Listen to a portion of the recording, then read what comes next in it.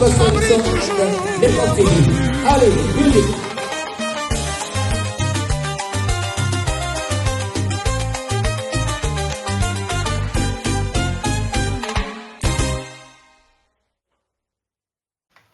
Bonsoir, vous êtes bien branchés sur Rango TV, votre chaîne sur YouTube. Raphaël Ngoma, votre présentateur. Ce soir, je viens essayer de vous parler du résumé du discours de M. Félix-Antoine Tshisekedi, le président de la République démocratique du Congo.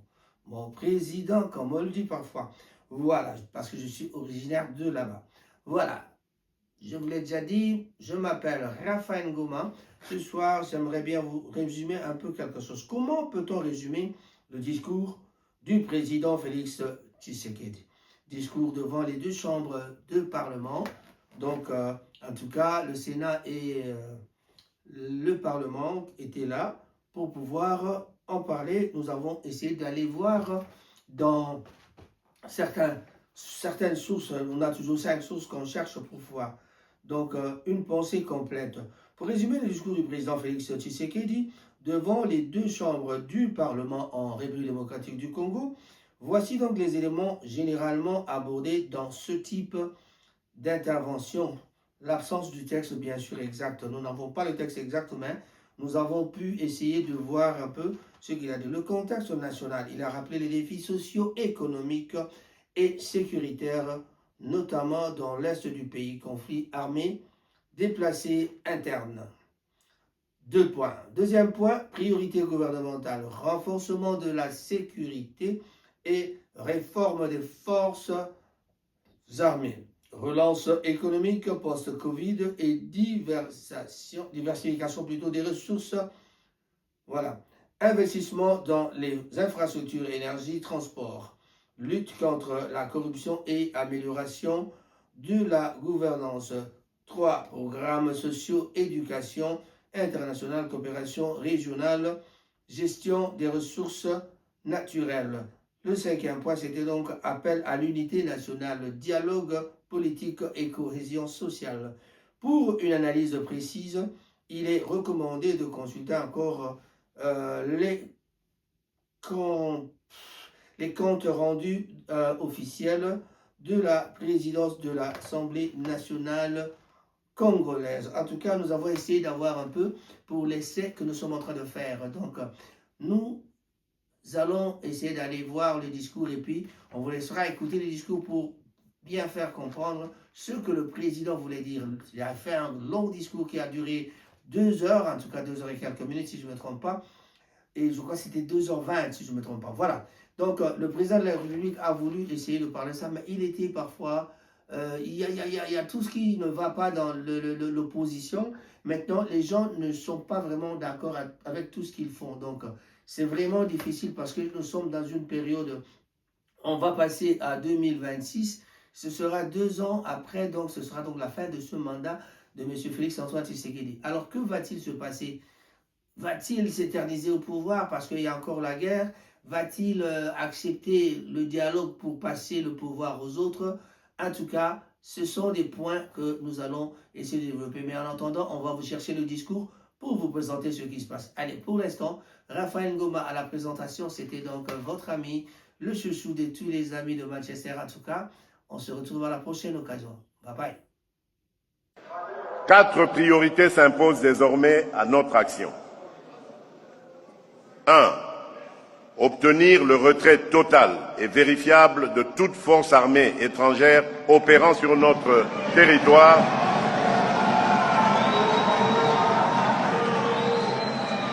qu'elle soit officielle ou dissimulée derrière des groupes relais. 2. Couper les circuits financiers et logistiques de la violence en éradiquant l'exploitation illicite de l'or, du coltan, du cobalt et d'autres ressources,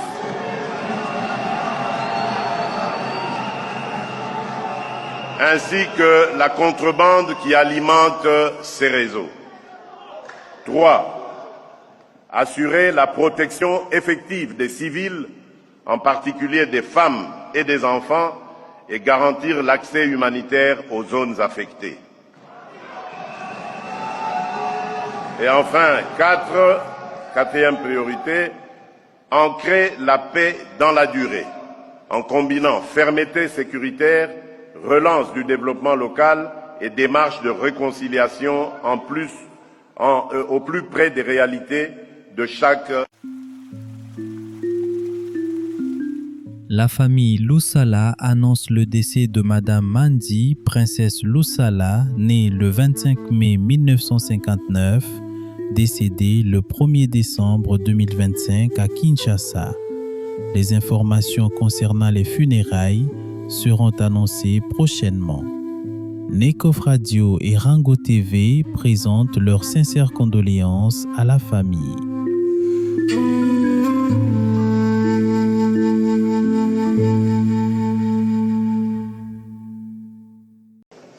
Parallèlement, nous avons poursuivi un vaste programme de modernisation des infrastructures sanitaires, car la couverture santé universelle ne peut se déployer sans un réseau solide d'établissements modernes et fonctionnels.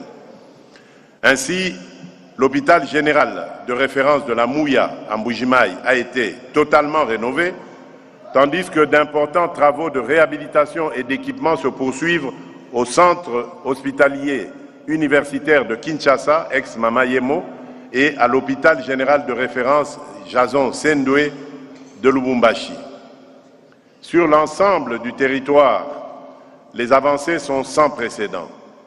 Des hôpitaux généraux ont été réhabilités ou modernisés à Kinshasa, Lubumbashi, Kolwezi, Mbandaka et dans plusieurs autres villes. 357 centres de santé sont en construction ou en achèvement dans le cadre du PDL 145 territoires. 240 nouveaux établissements ont été livrés dans le cadre du programme multisectoriel de nutrition et de santé au Kasaï, au Kouilou et au Sud Kivu, et près d'1 millier d'établissements et structures de santé ont été équipés en matériel médical, en eau et en énergie solaire, sans oublier l'installation d'incinérateurs modernes pour une meilleure gestion des déchets biomédicaux. Ces investissements ne sont pas de simples chantiers. Ils traduisent une conviction profonde. Moderniser un hôpital, c'est renforcer un droit. Construire un centre de santé, c'est rapprocher la République de ses citoyens. En matière de sécurité sanitaire, nous avons consolidé notre capacité de riposte grâce au Centre des opérations d'urgence de santé publique qui a permis une coordination plus rapide et plus efficace face aux épidémies. Notre pays a ainsi suivi et pris en charge simultanément plusieurs menaces majeures, choléra, rougeole, mpox, peste, tout en adoptant un plan stratégique multisectoriel d'élimination du choléra, signe d'une approche désormais anticipative et plus structurée. Je voudrais souligner un fait marquant. La République démocratique du Congo a une nouvelle fois démontré sa maîtrise des crises sanitaires en parvenant à contenir et éradiquer une flambée d'Ebola en un temps record, confirmant notre contribution à la sécurité sanitaire régionale et mondiale. Nous avons également poursuivi la lutte contre les grandes endémies avec des résultats significatifs. Pour le VIH, une nette progression de la cascade de prise en charge. Pour le paludisme, 29,1 millions de cas pris en charge avec des performances élevées de dépistage et de traitement. Pour la tuberculose, plus de 291 158 cas dépistés avec un taux de succès thérapeutique de 95%. Dans le même temps, nous avons pris en compte l'essor préoccupant des maladies non transmissibles, comme l'hypertension, le diabète, le cancer, la drépanocytose, et nous préparons des réponses plus intégrées, notamment avec la perspective d'un centre multidisciplinaire de cancérologie dès 2026. Enfin, l'année 2025 a posé des jalons importants vers une souveraineté pharmaceutique et un financement plus solide du secteur avec la production locale de 40 000 cures de tuberculostatique par une firme congolaise, l'installation de 13 unités de production d'oxygène médical dans 11 provinces, ainsi que le renforcement du financement domestique à travers la taxe de promotion de la santé et la mise en place progressive de mécanismes d'assurance maladie obligatoires. Je n'ignore pas les défis qui subsistent, comme l'insécurité persistante dans certaines zones de l'Est, des inégalités encore marquées dans la répartition du personnel et du plateau technique, ainsi que des contraintes budgétaires qui appellent une mobilisation plus soutenue de ressources publiques et des partenariats. Mais le cap est clair, la santé s'installe progressivement comme une garantie publique concrète et non plus comme une faveur réservée à quelques-uns. En 2026, notre objectif sera d'accélérer le deuxième palier de la couverture santé universelle, d'étendre la gratuité des accouchements et des soins néonatals à l'ensemble du territoire, de renforcer notre planification différenciée par province à travers le Master Plan Santé 2026 et de consolider la transformation numérique du système afin que la décision publique s'appuie sur des données fiables, accessibles et transparentes. La République ne peut être pleinement forte tant qu'une mère craint d'accoucher faute de moyens, tant qu'un enfant meurt d'une maladie évitable, tant qu'un citoyen s'éloigne des soins par pauvreté ou par distance. C'est pourquoi, avec le gouvernement et l'appui de nos partenaires, nous poursuivrons sans relâche la construction d'un système de santé digne de notre peuple, à la hauteur de notre ambition nationale et de notre souveraineté retrouvée.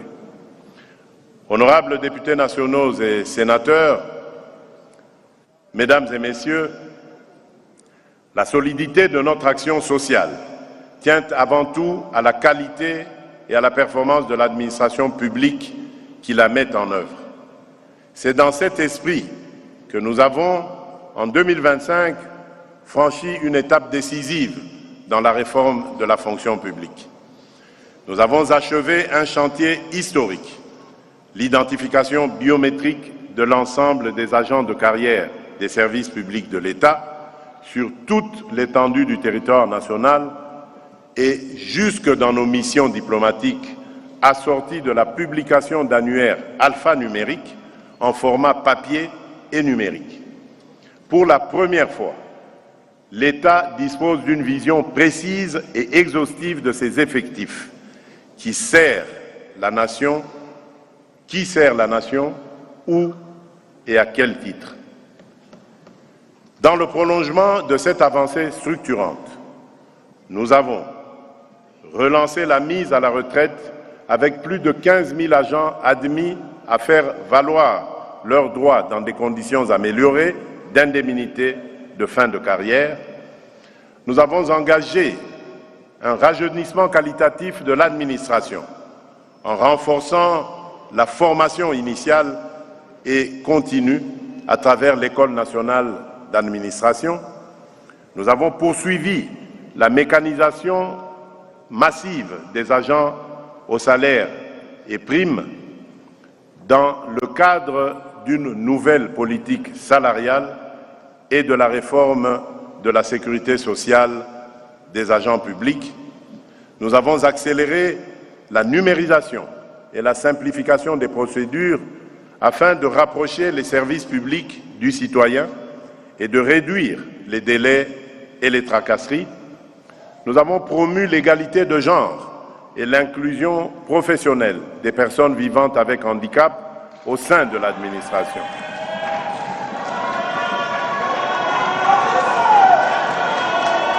Nous parlons d'un héritage lourd. Près de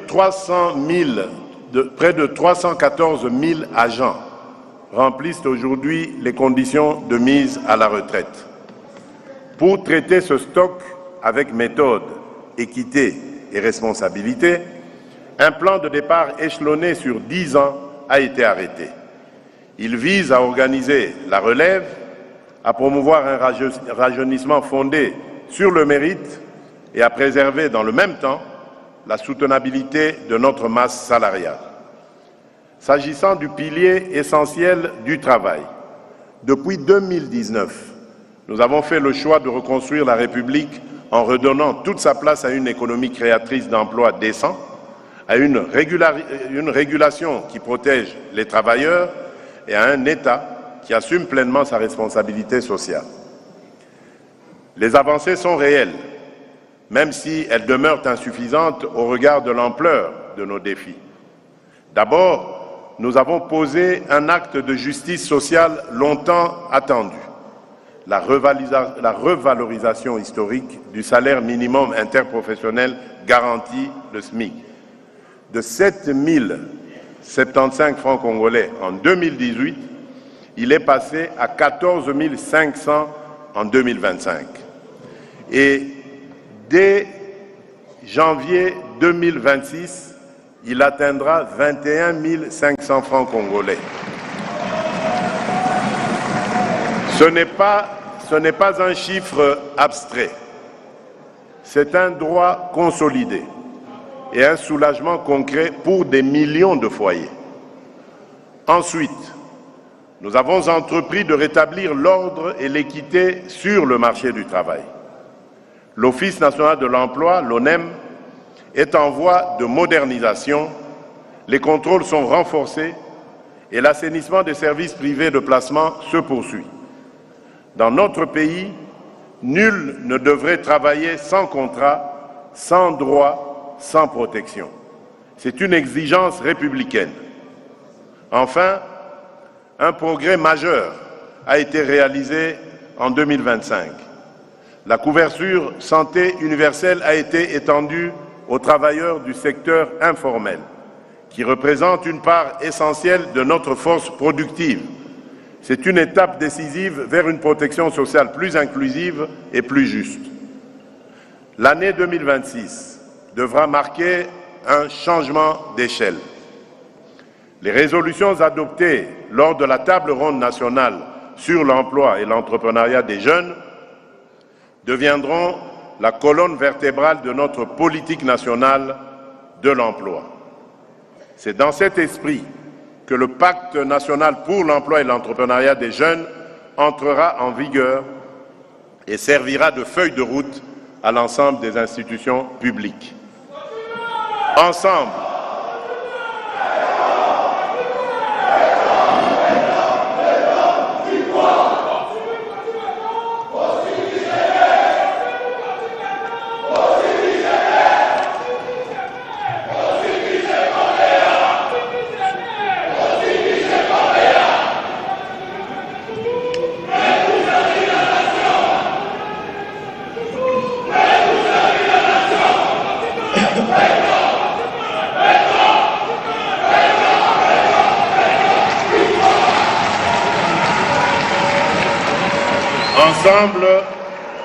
avec courage et persévérance, nous bâtirons une République où le travail redevient la voie la plus sûre vers la paix, la cohésion nationale et la prospérité.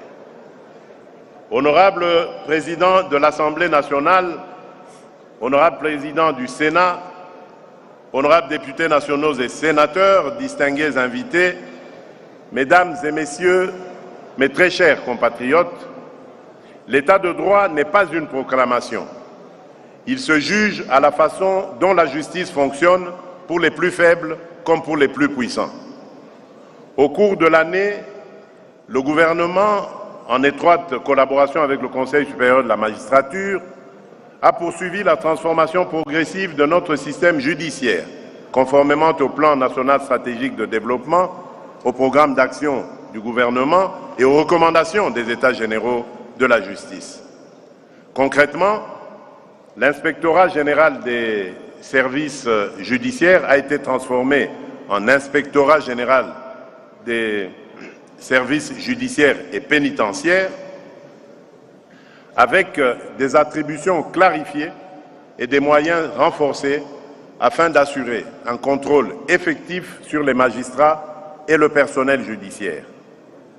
Des sanctions disciplinaires significatives ont été prises contre les magistrats et autres agents fautifs, en particulier dans des dossiers de spoliation foncière et immobilière, traduisant notre volonté de rompre avec la culture de l'impunité au sein même de l'appareil judiciaire.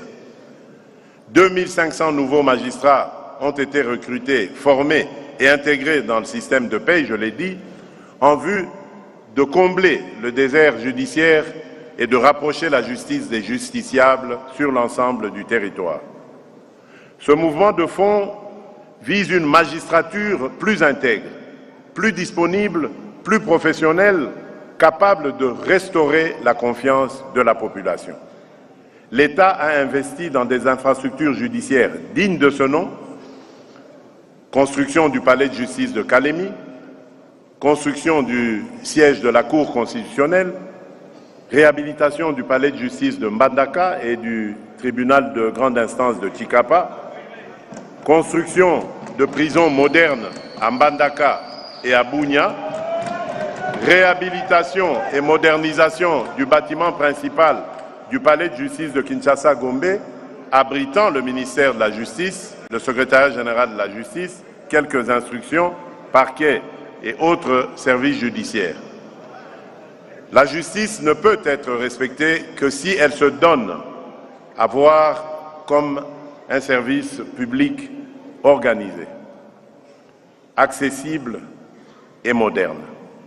Plusieurs chantiers normatifs majeurs ont été engagés ou poursuivis. L'avant-projet de loi organique modifiant la loi numéro 13/011-B du 11 avril 2013 sur l'organisation, le fonctionnement et les compétences des juridictions de l'ordre judiciaire afin d'intégrer les conclusions des États généraux de la justice, l'avant-projet de loi fixant les principes fondamentaux de la justice transitionnelle, transmis au bureau de l'Assemblée nationale, le plan d'action national de troisième génération relatif à la résolution 1325 du Conseil de sécurité des Nations Unies, élaboré, validé et en cours de vulgarisation. Voilà ce qui a été fait au niveau de la justice. Honorable président de l'Assemblée nationale, honorable président du Sénat, honorables députés nationaux et sénateurs, distingués invités, mesdames et messieurs, mes très chers compatriotes, malgré les blessures infligées par la guerre et les convoitises sur nos ressources, notre pays continue d'assumer une responsabilité disproportionnée dans la stabilité du climat mondial. Pays de forêts tropicales primaires, de tourbières riches en carbone, d'une biodiversité et d'eau douce exceptionnelle, la République démocratique du Congo est l'un des cœurs vivants de la régulation climatique de la planète. Nous sommes un pays solution. Ce n'est pas un slogan, c'est un fait écologique.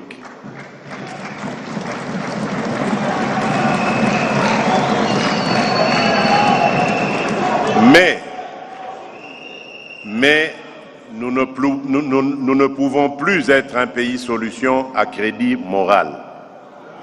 Le temps où l'Afrique centrale protégeait en silence pendant que le monde consommait sans compter est révolu.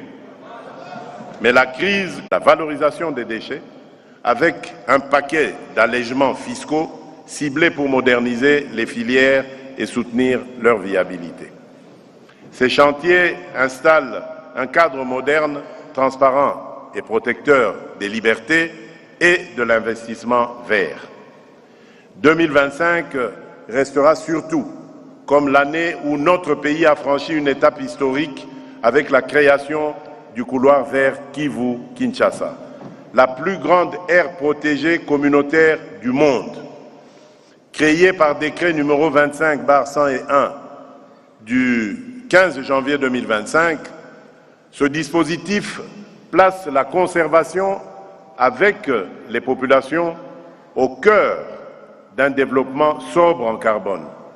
Une aire protégée à vocation communautaire d'environ 540 000 km², dont 285 000 km² de forêt et plus de 100 000 km² de forêt primaire intacte, articulée, à des corridors logistiques, énergétiques et agro-industriels. L'ambition est triple: protéger plus de 100 000 km² de forêt primaire, créer des emplois et des revenus en substituant l'économie de la guerre par des activités légales et durables, et stabiliser et sécuriser l'Est de notre pays. Les objectifs assignés comprennent la création de 500 000 emplois, la transformation et le transfert annuel d'1 million de tonnes de denrées de l'Est à l'Ouest et la montée en puissance d'infrastructures sobres comme les brigades routières, les solutions d'énergie propre, la conversion des foyers à la cuisson électrique, la production du biodiesel à partir de l'huile de palme, la conception d'un système de transport intégré, incluant le transport fluvial, routier avec une chaîne de froid et une compagnie aérienne dédiée, la Fly Congo River, opérationnelle dès le premier trimestre 2026 pour la logistique et le tourisme dans le couloir. Les perspectives 2026 prévoient l'extension des brigades routières sur 2000 km de routes nationales, la construction de 12 bases opérationnelles avancées de protection civile dans les zones touchées inclusives, transformation en ressources économiques et énergétiques et facilités fiscales pour les technologies propres. C'est une politique de santé publique, d'emplois locaux et de réduction des émissions diffuses, bois, énergie, dépôts sauvages qui renforcent la résilience urbaine et la dignité des quartiers populaires. Stay informed on Ranga TV and get the latest news about the economy, politics, community life and others. Ranga TV only on YouTube and Facebook.